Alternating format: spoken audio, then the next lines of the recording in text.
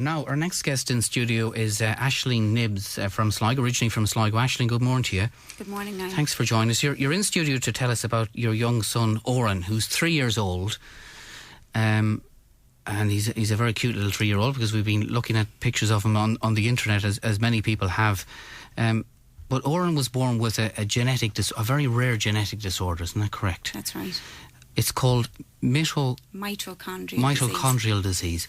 What's mitochondrial disease, actually? Mitochondrial disease is a very rare genetic condition which unfortunately is progressive, and it has no known cure. And the mitochondria are actually present in every cell of your body.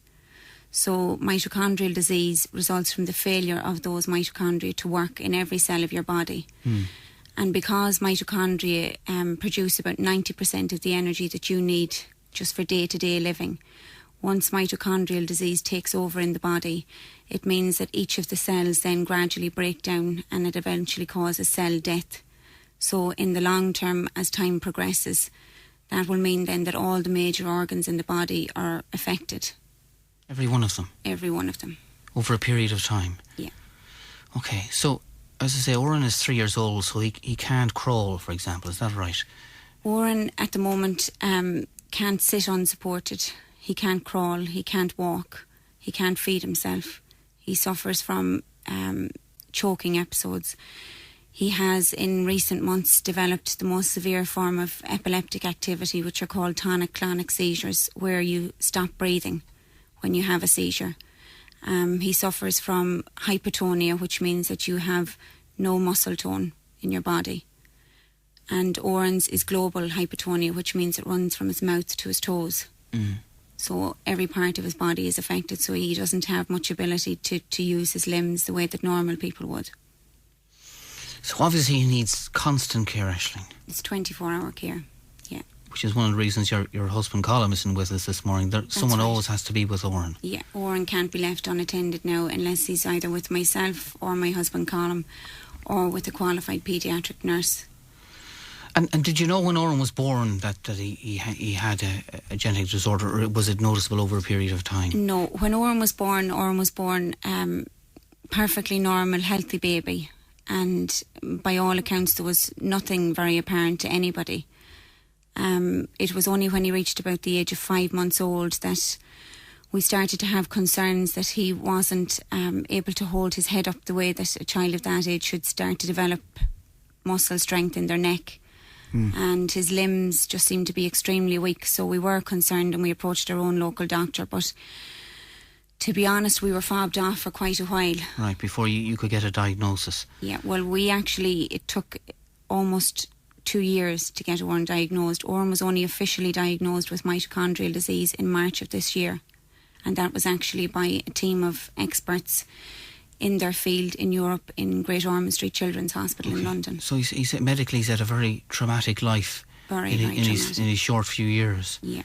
Órán went into cardiac arrest twice in 20 hours on the 13th and 14th of October last year at home. Which must have been traumatic for everybody involved, no doubt. Well, it was just horrific, because we had to try and perform CPR on Órán ourselves, having never been trained in it, and just taking instructions from the ambulance crews on the phone. But you saved his life, and yeah.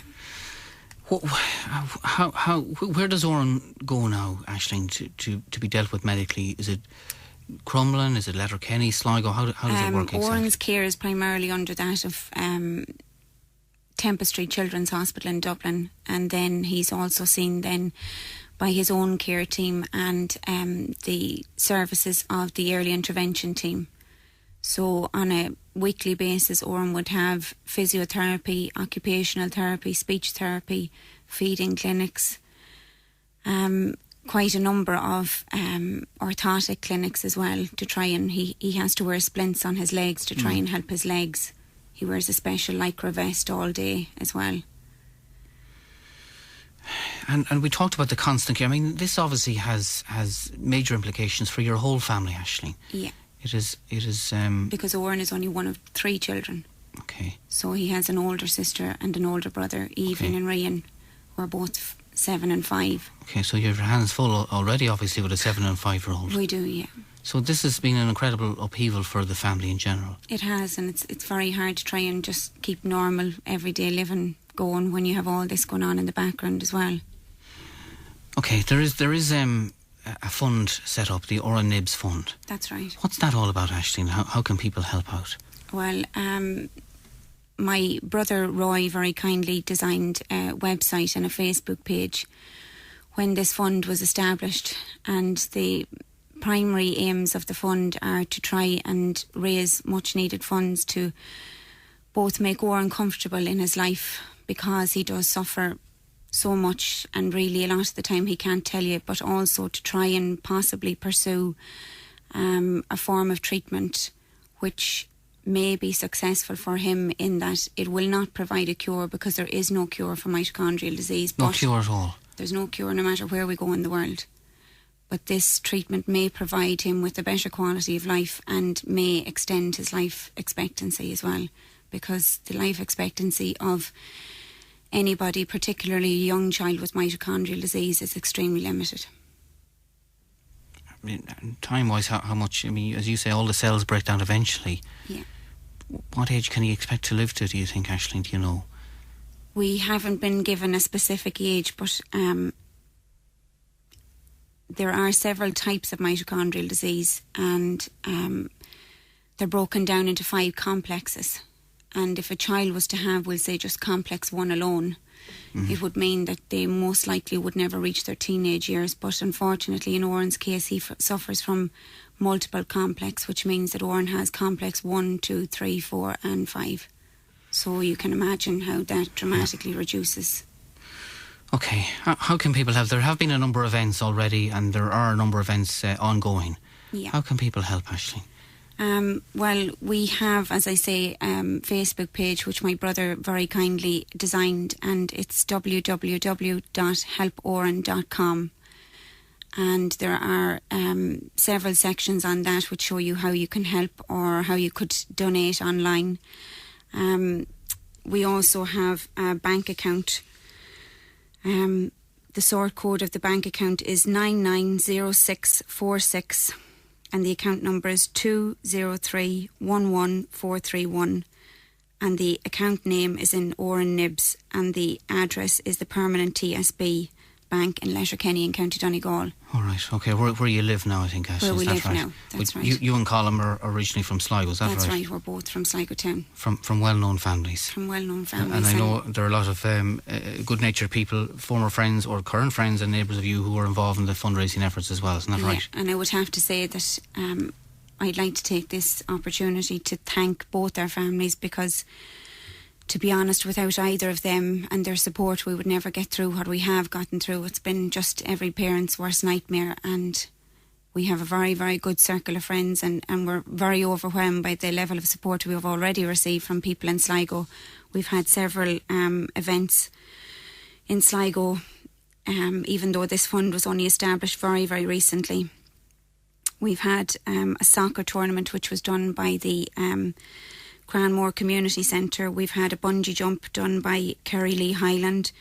We've had pennies in Sligo raised over €6,000 for Órán recently with a series of events.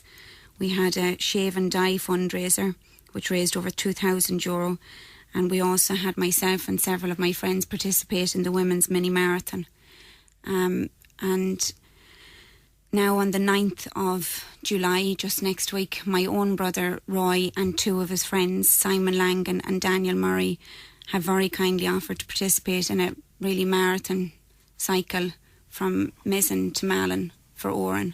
Okay, so everybody's helping out. Everybody's helping out, and if I could just take this opportunity, Niall, to mention that anybody who would like to make a donation for Roy and his friends who are doing the cycle, they can do so online on our website or on our Facebook page. And also on Friday the 31st of August next, which is the last Friday in August, there'll be a huge fundraiser in the Garvogue Bar in Sligo, which will start at 9 p.m. There'll be a girls' night out event upstairs first. where they can have their hair and their nails and their makeup done by local beauticians and hairdressers, and they can get cocktails there, and then that'll get them all glammed up for the music night, which will follow downstairs. So we have a huge lineup of acts who very kindly offered to donate their services free of charge, including Toucan, the Odd Socks Revival, Tabby Callahan, Laura Conway and Pierce McLaughlin, and many more artists. And we'll be launching a compilation CD on the night by local artists for sale afterwards. Okay, well, I'm sure it'll be well supported, and I do know that you and Colin appreciate all the support you've had to date. Best wishes to Órán, and we hope this fundraising drive can ease your plight somewhat. Thanks, both man. his and you and Colin and the rest of the family as well. Thanks for coming in this morning, Ashling, to talk about it. Thank you. Thanks, and man. the best of luck for the future. That's Ashling Nibs there, originally from Sligo. And if anybody wants any details on how they can help the Órán Fund, we can repeat them off air. Ashling has given us the details.